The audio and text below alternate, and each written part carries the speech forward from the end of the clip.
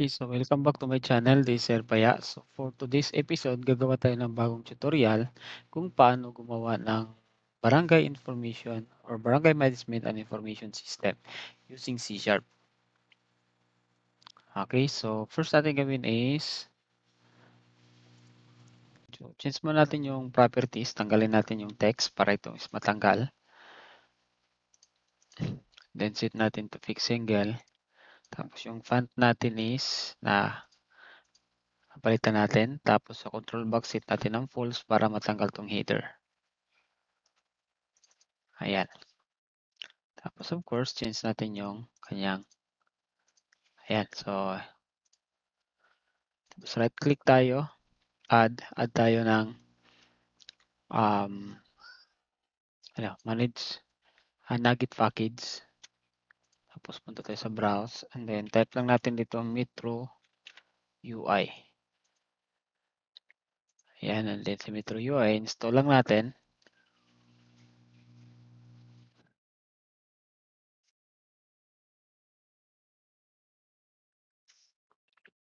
Okay, so since tapos na siya nag-install, ayan, naka-check na siya. So, pwede natin magamit yung kanyang mga form, mga Metro UI form. Like for example, ito sila. Tapos next natin gawin is add tayo ng panel. So, gawa muna tayo ng design.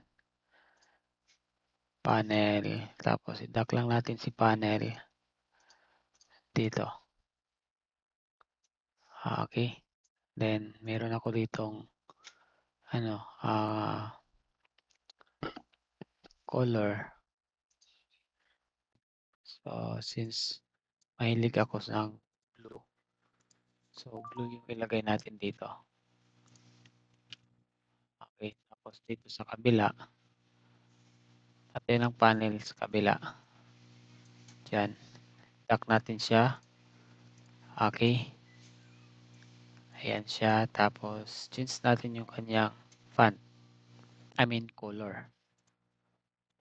So, I think ito. Pwede ito siya. Tapos, lagay natin dito.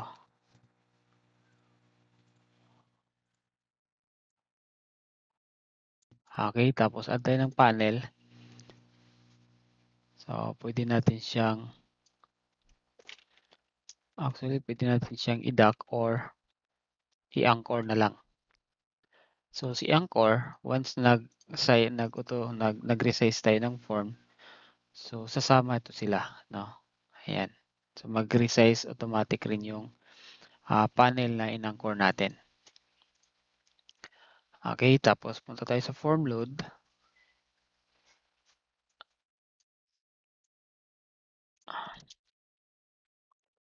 So, dito tayo, tapos hanap tayo ng load, no? Hindi sa panel, sa form. Tapos hanap tayo ng load. Okay, so ito siya. Then, hindi dapat load, dapat sa resize. So, kasi pag ginara natin siya is, hindi siya nag-fit doon sa ating, doon sa ating screen. So, para mag-fit siya, kung if ever malaki or maliit yung screen natin, so, pwede natin siya i-fit. Punta tayo kay resize. Okay, tapos dito tayo mag-resize. Gawa tayo ng variable, int. Ang gawin na lang natin is y. Tapos screen primary screen that bounds that height. So, kukunin niya yung size ng kanya ng height sa buong screen. No? Dito kukunin niya. Then, copy natin to. Gawa tayo ng variable x. Tapos, ito is ang kanyang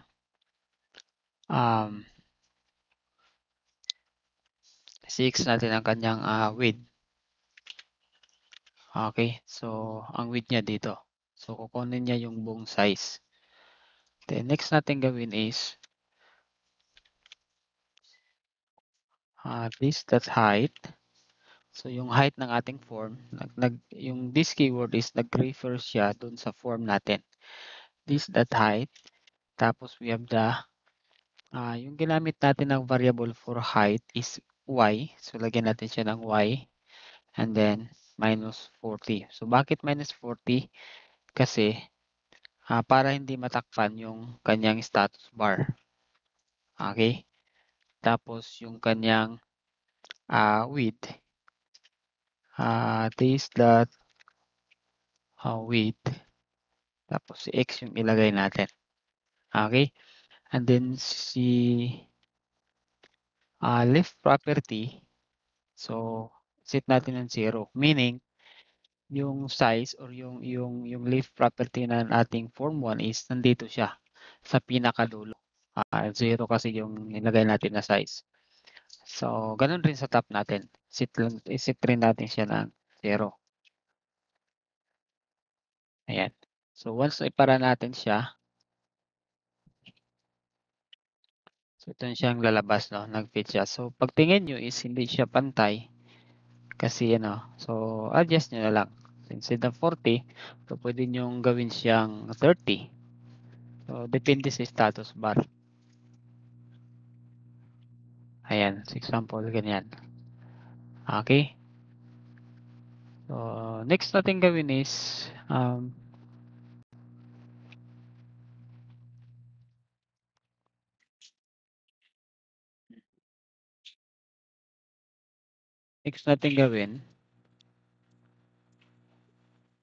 I think adjust natin pa to. Para, ayan. So, gawa tayo ng panel. So, si panel, pwede natin siyang ilagay. I-dock natin siya sa top para mag-fit siya dyan. So, dito kasi natin lagay yung logo ng or seal ng isang barangay. Tapos yung information ng barangay. Tapos, add tayo ng button. So, ayan, yung button natin. So, gawin natin siyang flat. So, by default naka-standard. So, i-flat natin. Tapos, yung border size niya. So, since may 1, so, tanggalin na lang natin yung size. And then, next natin gawin is, ayan, meron na. Tapos, yan lang natin. Kopyahin na lang natin to. Copy natin to. Tapos, dito sa ating mouse over, so, palitan natin siya ng blue. So, once i-mouse over natin, so ito yung lalabas na kulay. Tapos, ito is, white na lang natin. And then, dock natin siya. Okay, so ganyan. Tapos, add tayo ng icon para sa button natin. Maganda kasi pag may icon. So, kanina is nag-download ako ng icon. Saan ba yung mga icon natin? Ito yung una. Ayan yung icon. Tapos, si icon natin is ilagay natin dito. Okay, tapos yung text align natin. Release rin natin siya. Tapos ito, so, lagyan lang natin ng space. Tapos, yung natin is resident records. So, adjust pa natin ng konti para adjust pa natin. Okay, tapos dito sa ating kasi sobrang lang siya, no? So, i-adjust rin natin yung padding ng ating icon. So, lagyan natin siya ng sample 5. Ayan, or 10. So, depende sa inyo. Okay? Tapos si mouse, cursor niya is lagyan natin siya palitan natin. By default kasi naka-arrow siya. So, palitan natin siya ng hand. Ayan siya. Okay, so try natin iparan yung program. Tapos, ito yung lalabas. Okay? Tapos,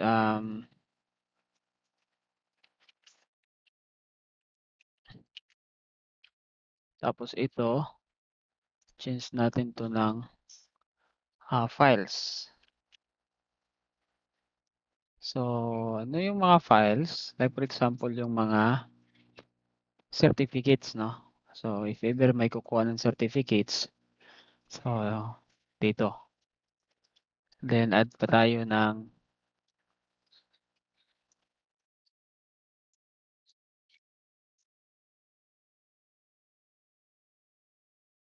barangay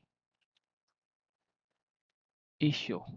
So, ano yung mga barangay issue? So, yun, dyan man natin makita yung mga blatter at saka mga settlement ng dinater. Okay, so ayan. Then, palitan natin ang icon. So, saan kayo pwedeng kukuha ng icon? So, pwede kayong kukuha dito sa platicons.com. Marami dyan. Tapos, add pa tayo dito ng ano pa i-add natin? Maintenance. So, ano yung mga nasa maintenance? So, dyan natin makikita sa maintenance yung mga barangay official, um, chairman, then the PROC. No? So, dyan natin siya makikita. And yung icon, palitan rin natin yung icon. Hanap tayo ng icon na maintenance. Ito yung ipalit natin. Okay? So, add pa tayo. So, at least palitan natin siya ng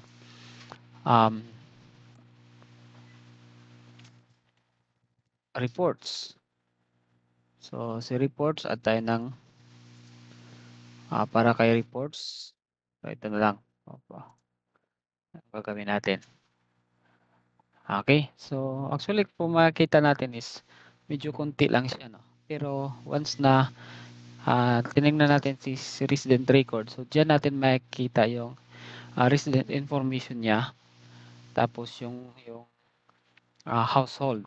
No? Dyan natin makikita. So, sa files, dyan natin makikita yung lahat ng mga kukuha ng barangay clearance or barangay certificates. Ayan. So, dyan natin sila makikita. So, add pa tayo dito ng siguro payment, no? Lagyan natin ng payment. So, tanggalin lang natin dito. Okay, so lagyan natin ng payment. Kasi, once nakukuha ka ng mga certificates, is kailangan natin ng payment. So, dapat recorded yung mga payment. Or kahit yung mga project siguro, i-add na lang natin. Like for example, may project ang barangay, tapos magkano yung nagasto. So, ilagay rin natin dito.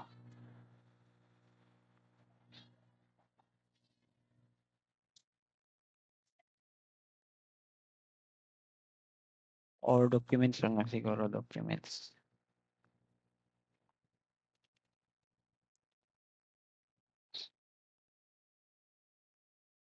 Tapos, barangay.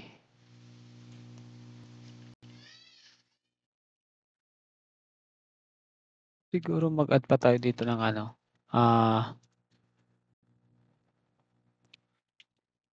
barangay project. So, dapat i-record natin lahat. Dapat recorded. So, tanggalin lang muna natin yan. So, I think ito is payment tapos barangay project. So, kailangan ko siyang Kaya kasi nakadak na siya para magkasunod-sunod. Tapos yung sa huli. So, si log out. Hanap lang tayo ng ibang icon para dyan. Tapos si log out, dapat nakadak siya dito sa baba. Okay, tapos si log out, pwede natin pa ng kulay. So, instead na blue, gawin natin siyang pula. So, lagay natin dyan. Okay, so try natin. Try natin siya. Okay, so ito na yung ating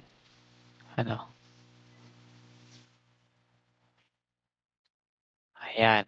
Tapos, dito siguro tayo maglagay ng logo. So, lagay tayo ng logo. At tayo ng picture box.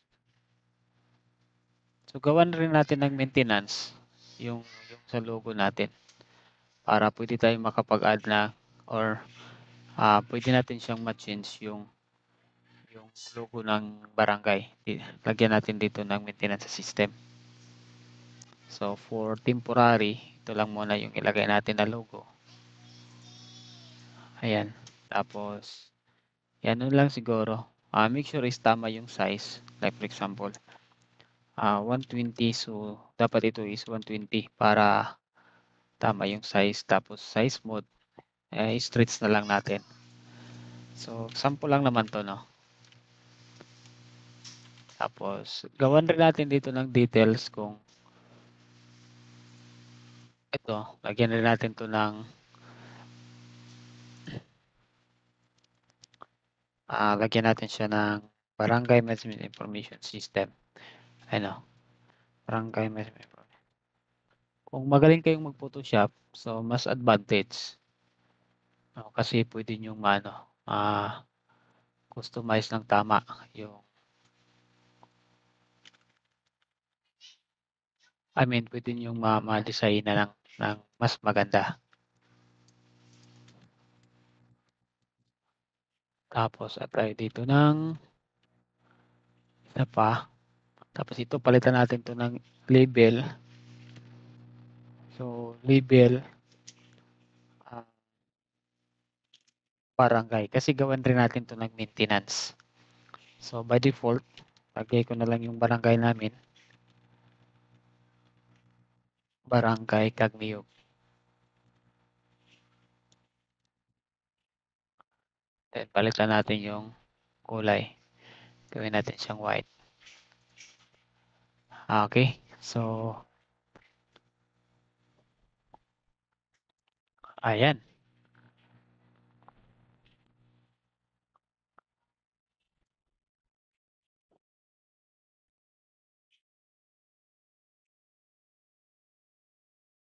Tapos, dito na lang natin ilagay yung user nag-login. Then dito add rin tayo ng another form. Say for example, FRM yung sa natin sa sample sa document natin, FRM documents. Documents, ayan. Okay. Tapos tanggalin natin to, yung name, yung title niya. Then maximize natin kasi fit natin siya dito sa loob ng ating panel 3. And then fix single natin. Tapos yung font natin, so importante na uniform yung lahat ng font na gagamitin natin. Then minimize lang natin yung color na gagamitin rin natin para maganda siya tingnan. Ayan. So, okay. So, yan na siya. Tapos dito, atay ng panel. Sample yan. Tapos, idak na lang natin. Diyan. Then, copy na lang natin yung ito, i-copy na lang siguro natin. Lagay natin dito. Pero of course, alitan natin ng konti kasi sobrang laki siya eh. So, siguro 12. Okay na yan, 12.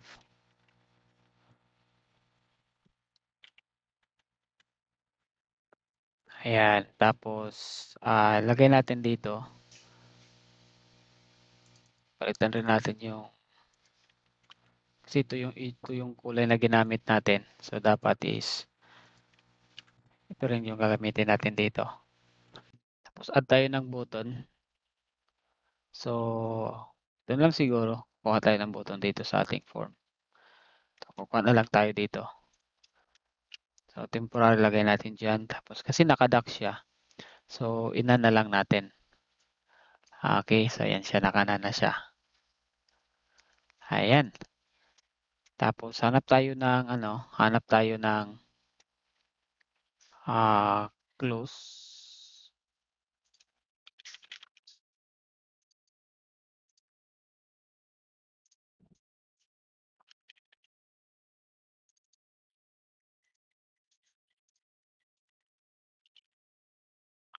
So, white yung gusto natin. Ayan, white.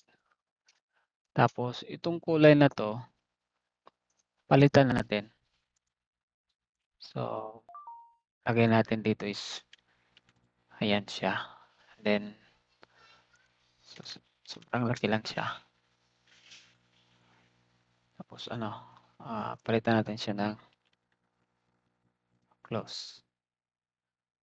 Tapos, sa padding, instead natin, gawin lang natin 5. Tapos, lagay natin dito. Then dito, para sasama siya once na nag-resist tong form, sasama siya. So dapat i-anchor natin siya dito. Naka-anchor siya sa right. Okay. Ayan. So try natin. Change natin yung name. BTN document. Then once na-click natin si BTN document, tatawagin natin si FRM document. So gawa tayo ng instantiation. Then if that top level, so i-false natin yung top level. Tapos sa panel tree natin siya ipalabas. Dot controls dot add. So yung add natin is yung ating FRM document. Then if that bring to front. So kailangan natin lagyan ng bring to front para once na-click natin siya, so siya yung pinaka-top. And then that shoe. If that shoe. Ayan. So try natin. Document. So ito na yan. Ayan na siya. So blurry na yung labas niya dito. So palitan natin yung kanyang kulay. So hindi dapat siya blue. So hanap tayo. So since ito yung ginamit natin, siguro ito na lang. Once na i-hover niya. Dito tayo magpalit kay class appearance. So ayan siya. Okay. Or siguro tanggalin lang natin yung padding. Try natin tanggalin yung padding. So I think okay naman walang padding, no?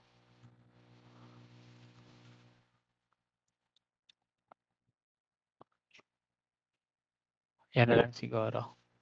Tapos, pwede natin gumamit dito. Kaya kaya tawag doon, ginamit, nag-add ako kanina ng Metro UI kasi gagamitin natin dito yung tab niya. So, dito tayo gagamit ng tab. Tapos, sa tab natin, add lang tayo. So, yung i-add natin dito is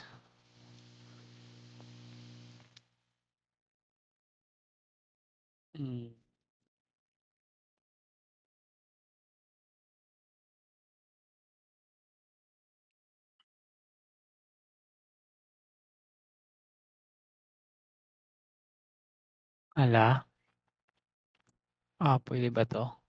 Try na natin kasi baka pangit siya tingnan. So, try lang natin. Para may clearance. Kasi pag nakatab siya, lang siguro, ilagay na lang natin na lang,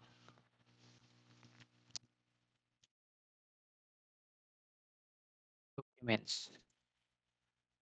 So, dapat walang siguro ito, no? Tingnan lang natin. Okay, so wala na siguro to.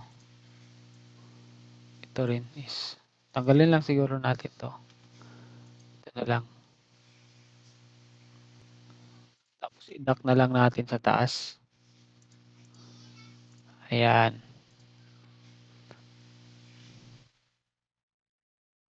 Tapos, ito is i-dock rin natin to. So, dito lang siguro tayo, gagamit ng button, another button, no? Plus button. So, try natin plus button. Gawa tayo. So, hindi na lang ito natin gagamitin.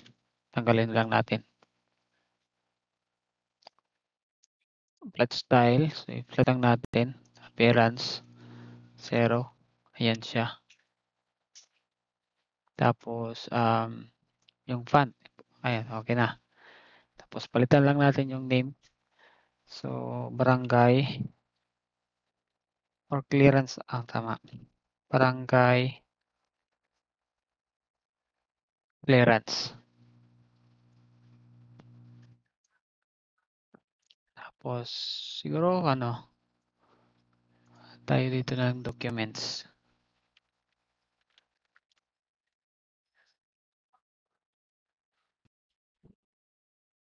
At tayo ng icon, documents. Tapos,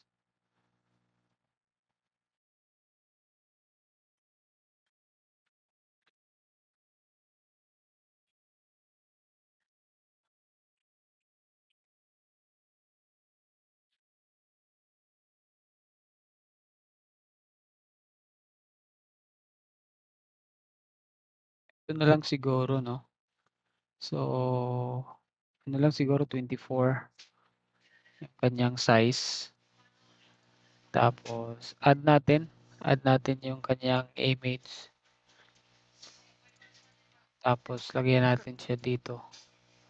And then, yung nila, relation nila is image above text. So, ayan siya. Okay, tapos siguro para hindi masyadong sobrang black, ito na lang ilagay natin. So, check natin dito. Lagyan lang natin to ng konti. Ayan.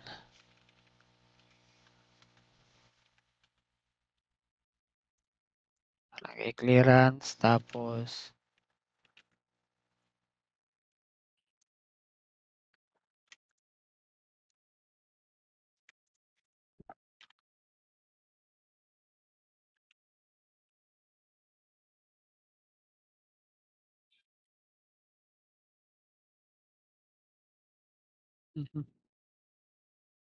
na naka-reference na siya.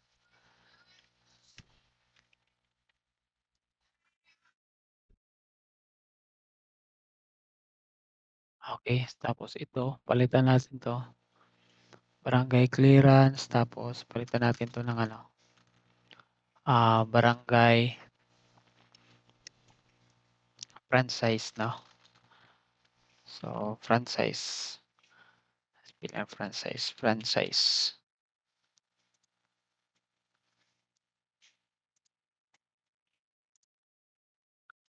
Tapos, ito, palitan rin natin to ng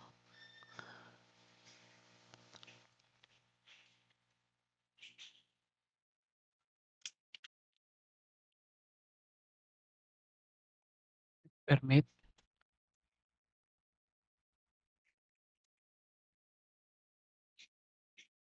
Is barangay clearance for franchise ito eh.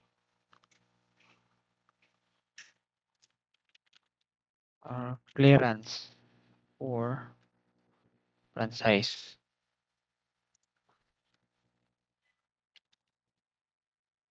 Mas maliit yung 4.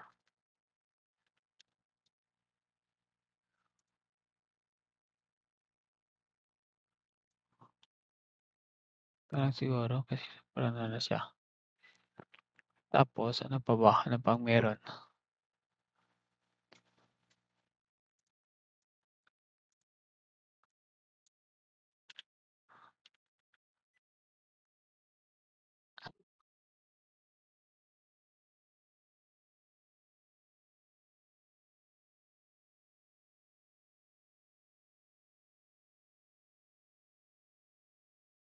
Ito.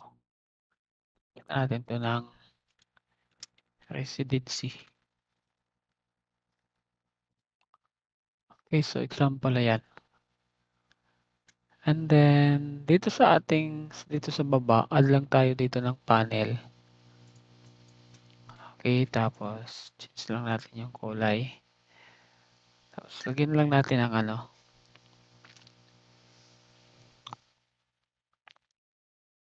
ay dock na lang natin. Ayan. So, try natin. Documents, ito yung lalabas niya dito. Tapos, pag-click natin barangay clearance. So, dito tayo fill in ng barangay clearance. So, before tayo maka-issue ng barangay clearance, dapat is meron siyang record sa residency niya. So, same with the franchise business at saka ito. Ayan. And then dito sa pinakadulo, kalimutan natin. Pinakadulo. So, dito natin siya ilagay. And then of course, i-dock natin siya. Kasi pag hindi naka-dock, ito yung lalabas. Pakita natin.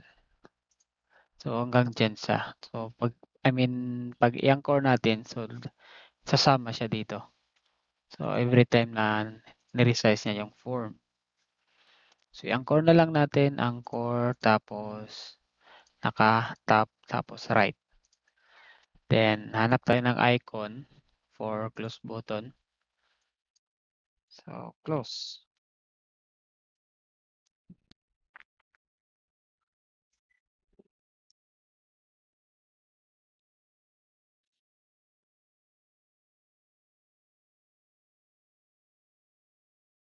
Hanap tayo ng close.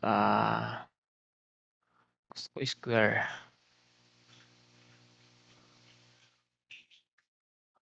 Ang square eh.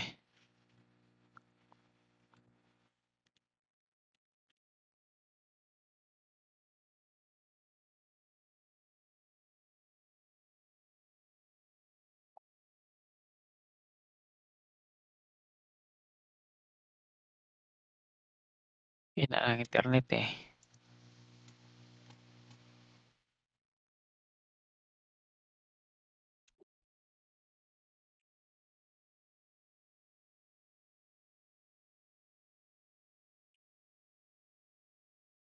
Yun na lang siguro kanina.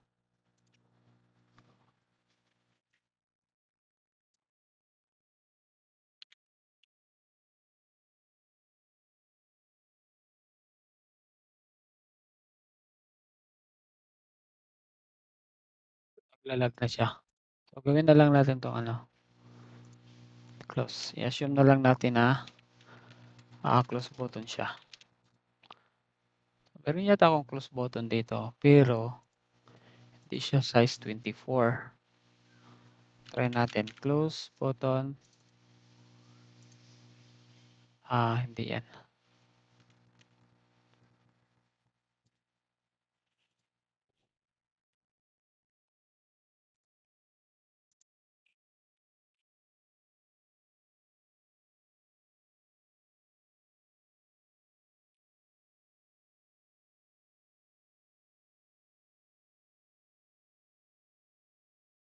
Wait.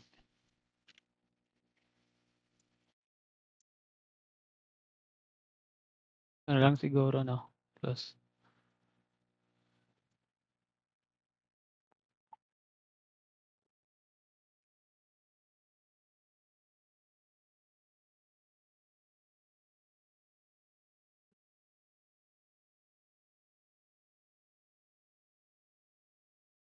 Pupalitan natin to.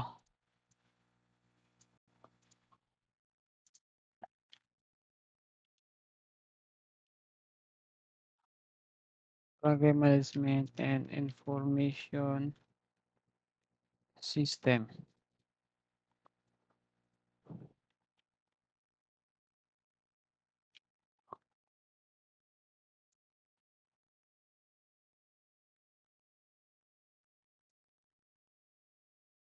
So, siguro dito lang yung kagniyog.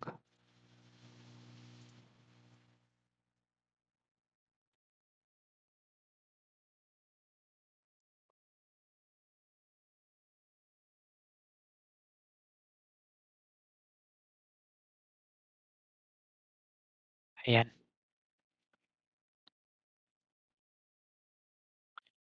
So, I think yan lang muna 'no, ito lang muna yung gagawin nating tutorial. Tapos bukas update natin 'to, yung about sa ano na, sa, maintenance. Kasi hindi pa tayo makagawa ng payment, hindi tayo makagawa ng resident record, at hindi tayo makagawa ng document, barangay project, barangay issue 'pag wala tayong maintenance. Kasi sa maintenance is nandiyan yung, mga data na kailangan natin i-supply dun sa ating, like for example sa residence, like for example yung mga purok kung saan siya na purok na nabilong.